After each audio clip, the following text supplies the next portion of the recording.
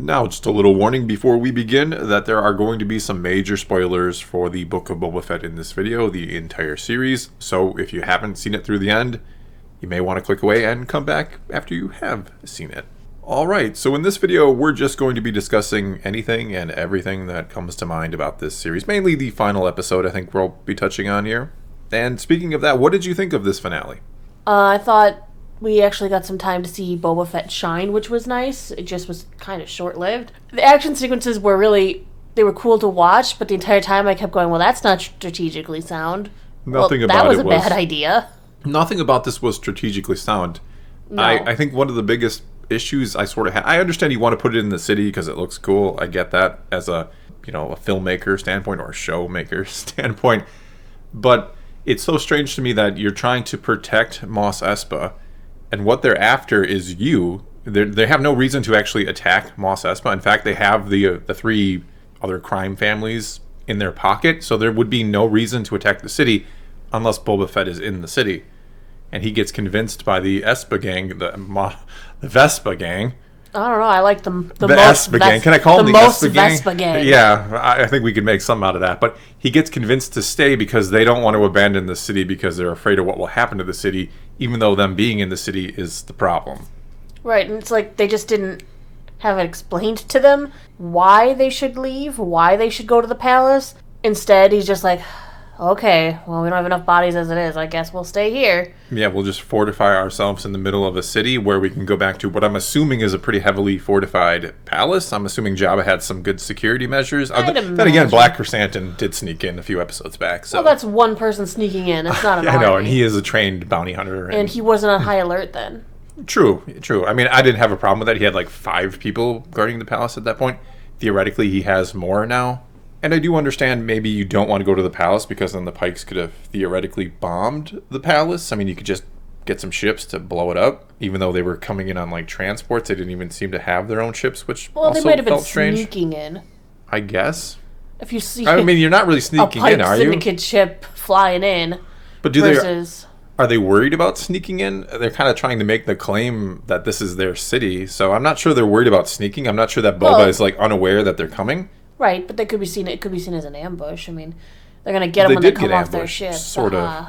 I mean, and then speaking of the other crime families, I'm not sure what Boba was thinking. Like, they're just going to follow me because I'm the better option, even though I'm not the better option? Well, and Mando said it straight up after he's like, aha, Boba's in his council, like, they won't betray me. It's not in their best interest. Then Mando's like, yeah, it was the smart choice. And he's just like, yeah, I guess you're right. Yeah, it was the smart choice. I did like the Boba's during that same conversation when, Boba's like, do you really believe in all that stuff? And Mando's like, well, this is the way, of course I do. And Boba's like, good, because you're the one person who's probably not going to betray me through all this. The one who can't because they follow a creed. Because you have a creed, and I actually believe that you believe the creed, so good. Honestly, I was wondering if Fennec was just going to leave him at some points. I understand he saved Fennec's life, but where does that loyalty end? Well, he still has money to pay her. I guess. I mean, she could easily betray him and take the treasure. But she seems to use a term here. She seems to have drank the Kool-Aid. Like, she is all in on his philosophy and his way of doing things. Where she isn't. I mean, yeah, she's the one who's like, well, maybe we should kill him. Maybe we should do. And Boba's like, no, we can't just kill him. We can't do this. Why aren't you riding in a litter? Yeah. I mean, I get that, but she seems to it seems like she'll follow Boba no matter what. Which, again, he did save her life. I get that. But she does have 30 years at least of history of doing her own thing and being this as far as we know, that kind of being her own bounty hunter, her own independent contractor, and she's ready to just throw that all away permanently. And speaking of Fennec, kind of disappointing that she's the one that goes and kills all the the Pikes and everybody. She got the revenge that I thought Boba Fett deserved. Yeah, very strange. And then she's kind of taken out of the final battle entirely. Right, she gets the mods free. Yeah, and then she's gone. When we needed a sniper, clearly. Yeah, exactly. Your best sharpshooter. You're in a city setting where you're going to have plenty of cover, and you can. I'm not a sharpshooter myself, but I'm imagining that's a pretty good scenario for a sharpshooter to do their work, and you send her away. Right. They needed to bring in, I don't know, like just one more bounty hunter or something to kind of make sure that those guys didn't leave the planet, but that Boba Fett could ride in and that would have been so much walk cooler. through the door. How much cooler is if the Rancor rips the roof off and just starts eating them? I mean, I don't know, maybe I'm sadistic. That's a cooler ending than Fennec showing up and kind of gunning them down. Kind of ninjaing them. Yeah, I mean, it's not that it isn't cool, but I think there's a better way to do it to allow Boba to have his moment, his final vengeance. Right. Especially now that he does know they killed the Tuskens. Well, he never gets that. When Cad Bane shows up and I know how to draw him out, I'm going to tell him that the Pikes killed his people. Why didn't they at least have Cad Bane do it? Why did Cad Bane should have been in this from episode 1 or 2. He should have been immediately in there, set up to be Boba's primary antagonist, his primary rival, that the biggest threat to him personally. Instead, they bring him in Endgame, and it just... Look, I love Cad Bane. Probably my favorite bounty hunter. Well, he deserved a bigger part in the show. Yeah, he deserved a bigger part. He deserved to be the one who killed the Tuskens. They should have hired him to kill the Tuskens. I don't know how hard was that. And even if you don't have him in earlier, just him saying that, like, I'm the one who killed your beloved Tuskens, like, it's just so much better than, they killed him, and I'm going to tell you because I want to get you mad, I guess. And don't get me wrong here. I mean, overall, I did enjoy the series. I know I'm criticizing it. That's mainly what we're doing here. We're going to talk about the good and the bad. And there's a lot of just missed opportunities, it feels like. It felt like they could have put a little bit more time and effort into the series, into the story, and maybe not had an intermission with Grogu and Luke, which was arguably the best 2 episodes of the show. Right. Though I'm glad they did a lot better. It looked like with Cad Bane's face. I think his face looked better. I think they CGI'd it. He moved a bit better than he did the first time we saw him. Oh, okay, yeah. I mean, he's older. He's, it looks like his skin may have faded a little bit. I wasn't too upset. I understand it's going to be weird, a character that's only been seen in animation, you switch him to live action. There's things you have to accept. Like Luke's face is not perfect. His voice is not perfect. Ahsoka's eyes are, a quarter of the size they are in the series? Yeah. I mean... There are a lot of things that you just have to accept, and I understand if you want to point them out and be like, I wish they could have done better, but like being like, why did they do this to Cad Bane's face? At least you're getting Cad Bane in live action. At least you're getting more of him. Well, and this is coming from someone who doesn't shy away from criticizing. Well, he did look similar to the past live action Duros we've seen. He did. He could look drastically different. I mean, that wouldn't have been right either. He's like a 70-year-old Duros. What do you want him to look like? To me, it's like they showed that he had aged. That's why he had to walk so slow. Arthritis. No, he didn't seem to have that in the duel against the Fett. And I liked how they did that. I liked that they showed that, he's a quicker draw. But in the end, Boba got the edge because of his gaffy stick. Mm-hmm. I thought that was a good, and if they had set that up a little bit better, again with him being the one who killed the Tuskens, I think that's a really good moment in the series. Mm-hmm. The more I think about the mods, and we've always talked about how they felt so out of place there. Absolutely. I actually am now coming full circle on that. I feel like they're not as out of place as they should be, and they're out of place intentionally. They're that group of rebellious kids. I mean, come on. I lived in a rural community, I can say, growing up, so a lot of people were farming and all that stuff, but you always had that one group of kids who were like, they went to Hot Topic, and they were the goth kids, and they dressed different because they wanted to be different, they wanted to stand out, they had the piercings, they had, getting tattooed as soon as I'm old enough. They always exist, I feel like, in every community, especially in like high school and stuff, that one group that is, they're this and this is, they're separate from everybody else, they're unique, that's them. I feel like that's just what we got on Tatooine, is a bunch of rebellious kids who are falling into like a fad type thing. Mods. We got one of those shops now on Tatooine. We're all gonna get modded up because we're the mod kids now, and we're gonna get into trouble and steal some water. It's that group. Whereas I do agree with you, I think the issue is that group wouldn't be the group that would be like, let's save Mos Espa. They're the rebellious ones. They're the ones who want to separate themselves. Yet they seem to be the ones who are arguing to protect Mos Espa. Unless that's Boba Fett's influence. I mean, he started out as a crime lord. He kind of has we started as a bounty hunter, a shady character, so he kind of knows maybe where they're coming from, and he's turned a new leaf, and I'm going to protect this community. I want to rule with respect. So maybe a little bit of that brushed off on them. Maybe, but immediately? I mean, it seemed like they had an immediate turn. They were stealing water from other people in the city, probably to wash their mopeds. And suddenly they're like, let's do it for Mos Espa. Let's do it for those people we were stealing from and trying to rebel against. They still have families. Well, sure. Remember they As far said, hey, as if we we know, go return any farther, we're going to be here, and they still know the city. They still, in their own way, care. well, I'm not saying they don't care. I'm not saying they want to see their home destroyed. But usually you don't have the rebellious one turning into the let's sacrifice for the city. That's just kind of, I don't know. I'm still going to allow it. Well, I allow it. Well, they did allow it, so there we are.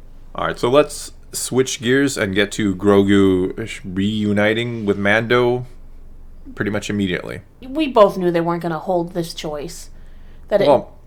Sorry, go ahead. No. I mean, I agree with you. I think we both thought eventually we would see them together. I think the problem is you could have done season 3 of The Mandalorian with them apart, who is, we've seen what Mando became because of Grogu. Now let's see that without Grogu around. Let's continue to see the development of Mando. Instead, we bring back Grogu, and I know people are gonna get mad at me, but I don't know that there's a whole lot more you can do with Grogu. You can explore this idea that you're gonna make him a Mandalorian, and I guess technically he is a foundling Mandalorian at this point.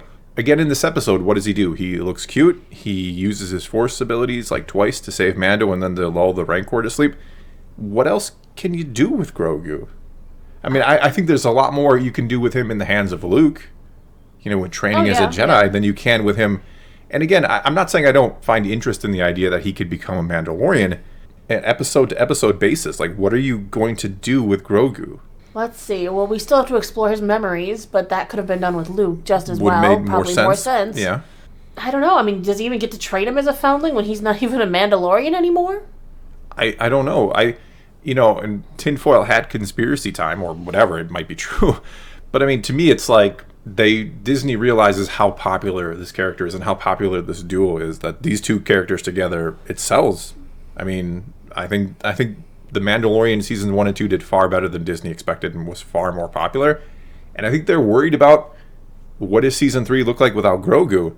And the irony of that is this series, The Book of Boba Fett, a different series entirely, proves to me that Mando could easily carry that series by himself. Because it was when he showed up that I'm like, oh, this is exciting. Here's this character that I've really gotten into. And I was excited to see, again, who is the Mandalorian without Grogu around now? Right, and we do have plenty for Mandalorian to do. I mean, he's holding the Darksaber. We know that he may have to step up and lead Mandalore. We know he has to go back to Mandalore because he has to go and take a bath so we can put his helmet back on and never take it off again. Something. Exactly. It feels like there's so much you could do with the Mandalorian away from Grogu, which again, I'm not saying you can't ever bring them back together, but it was really exciting. Well, okay, this is going to be a kind of a season focused on him and Mandalorian lore and all these things. And it's no, it's going to be another Grogu season, I guess. Whereas you could have just kept Grogu with Luke and explored more Jedi lore. You could have explored what Luke is going to do with his new Jedi Academy. To me, them getting quote unquote back together so quickly, it's like I'm watching a romantic comedy where, the first act is basically, oh, they're kind of fall in love. And then the second act is, oh, they're so in love and they're all happy together. And then there's that split that happens in every romantic comedy where you get the 5-minute montage of how sad they are apart. And then they get back together immediately and happy ever after. I wanted to see a little bit more of the apart montage. I wanted them, to grow, to see, maybe they do eventually realize, yeah, that's where I want to be. But to immediately go back to him, it feels so strange to me.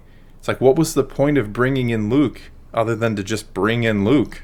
I don't know. They make Luke just feel like a hiccup in Grogu's story or in the whole story here. He's going to come in, he's going to save the day, and they're going to go off, but they're going to spend a day together. And how did that even work?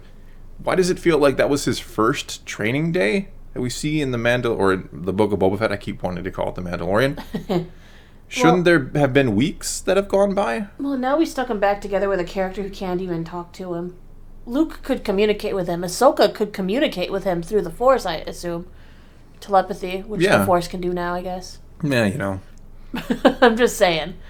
Yeah, it seemed like it would have been a good idea to take a season away from Grogu and maybe have another series or show where you have Grogu and Luke together and, that... I don't know. It just feels like they just were afraid of what The Mandalorian is without Grogu in terms of a series, in terms of its popularity.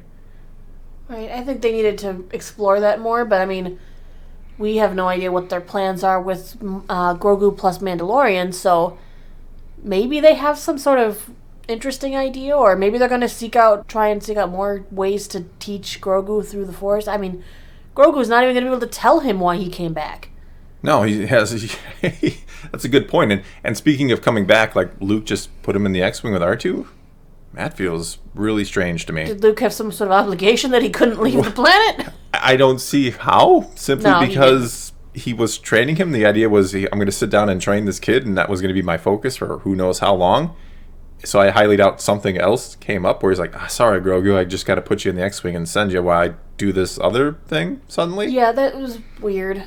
And I mean, I know you don't want Luke showing up on Tatooine and being like, I got you covered, Mando, I'll save the day and stop the Pike. I told you how it was supposed to be. It was supposed to be that the Grogu's choice wasn't found out till the end of the episode when he dropped off Grogu, and then he found Kenobi's journal. Yeah, like, I mean, that's the funny thing. Like, you didn't have to have Grogu come back in this episode. You didn't. It didn't. All it does is, again, allow him to save Mando again, to put the Rancor to sleep, which it should have been Boba, lulling the Rancor, calming him down. Right, to keep showing his control over Yeah.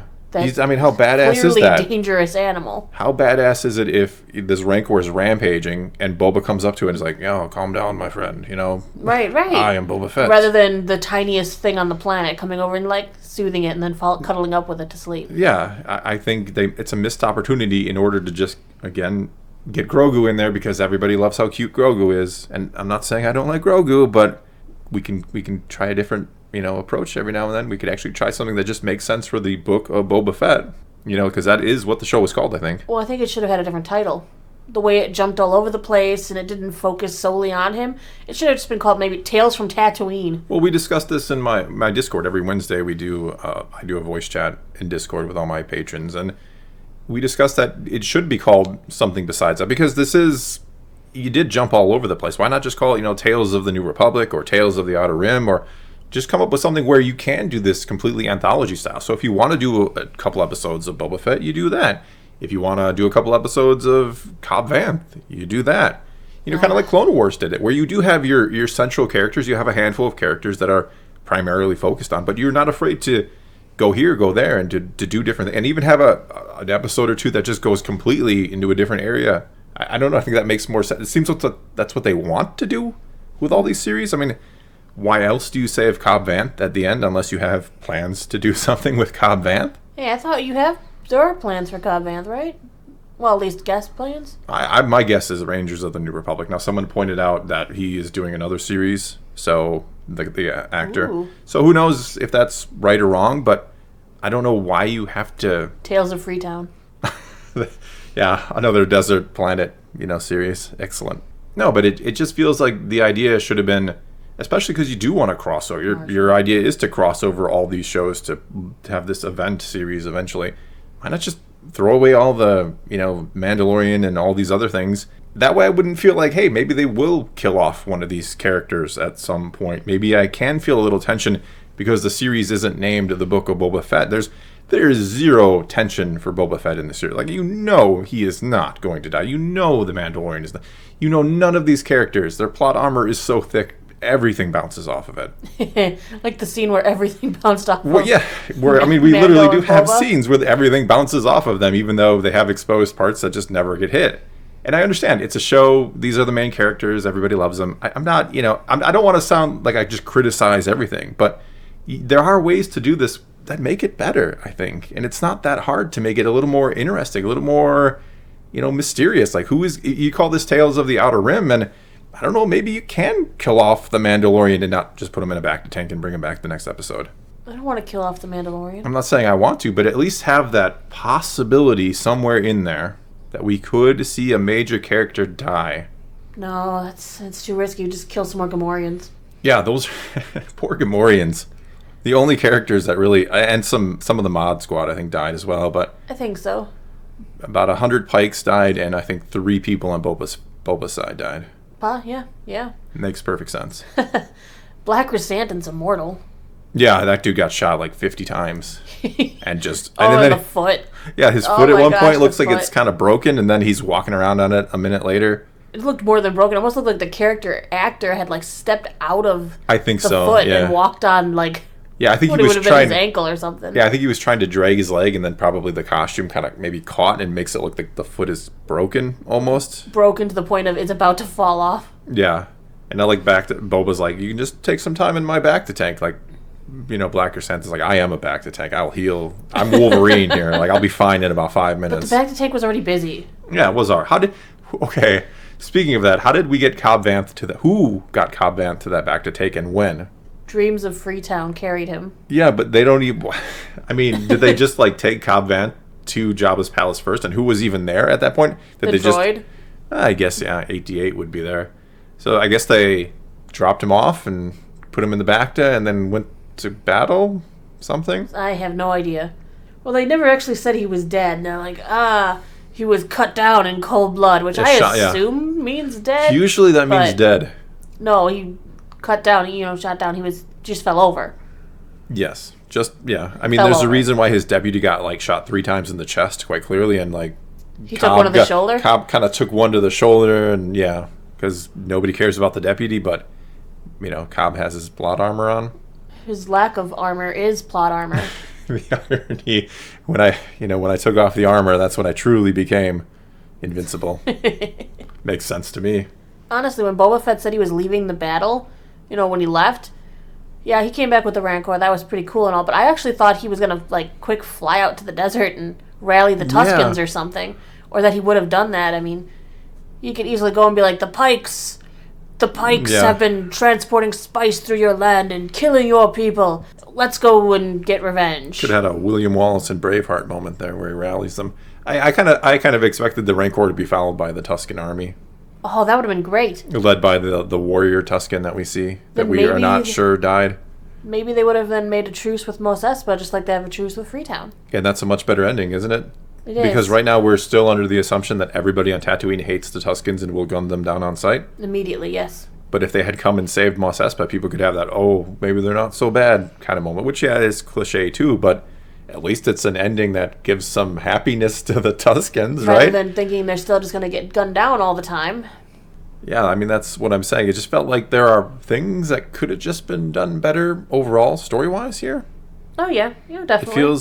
It feels like this is kind of hastily thrown together, maybe because the rumors of Mandalorian Season 3 having problems and being scrapped. Not scrapped, obviously it's coming, but having so many problems that they had to fill the blank with something else. And so they hastily created the Book of Boba Fett. I don't know. I mean, possible, yeah. The only reason, not the only reason, but one of the reasons I think that is possible is because we do get 2 episodes of The Mandalorian right in the middle of the series.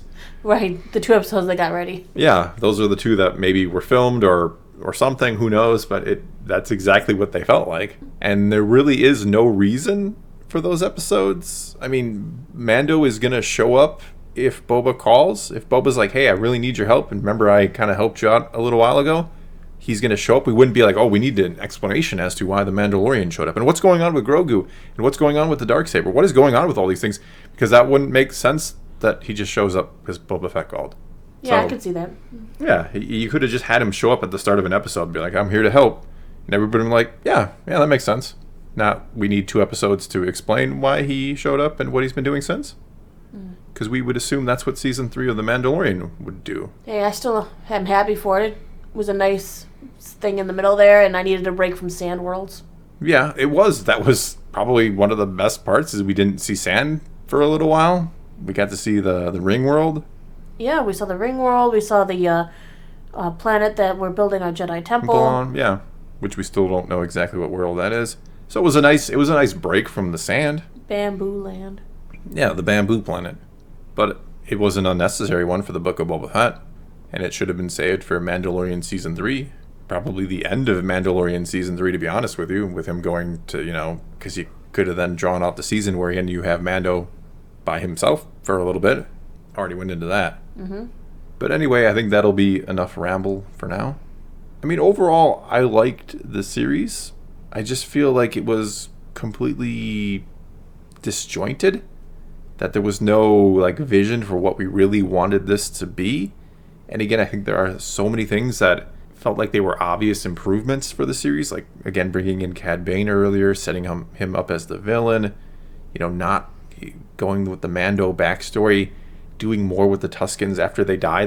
That's it. I'm done with the Tuskens. Yeah, I was inspired by them, but I'm never going to bring any sort of resolution to that story when he easily could have. I don't know. I enjoy it, but I do expect more out of Star Wars, plain and simple. And I don't think that's I don't think I'm being selfish for wanting Star Wars to be handled better. And I like, Favreau, Filoni, all these guys. I have a lot of faith in them, but this one was kind of, I think you guys could do better. And especially for Boba Fett, especially this fan favorite character that many people have waited, their whole life to see more of, and you kind of just completely changed the character. I think people wanted to see a little bit of a bloodthirsty Boba Fett, and there's nothing wrong with that. There's nothing wrong with embracing that that's who the character is, and going with it instead of having to, the kinder, gentler Boba Fett who's... Oh, yeah, because we only saw the ruthless bloodthirstiness in small pieces. Yeah, barely. We saw that, a little bit in Clone Wars, and not really in The Empire Strikes Back. He doesn't come off as bloodthirsty or anything. Not that I'm saying he needs to be like this cold-blooded killer, but you do get the impression he's not afraid to kill anybody who gets in his way and do what he has to do to complete a job. That's how I've always seen the character, and that's what I wanted to see out of the character. His new job is respect. Yeah, respect, and offering everybody a job to work for him. Which, I don't know, maybe people loved it, and that's great if you did. I'm happy if you did, but to me it was kind of a miss. All right, well, I guess that's all we got for you this time. Now take to the comments below. You didn't rate it. Out of how many hammers you giving it? Oh, out of how many? Out of 5 hammers? Yeah. 2.5 to 3? Ooh, I would give it 3.5 to 4. Really? Yeah, I still liked it.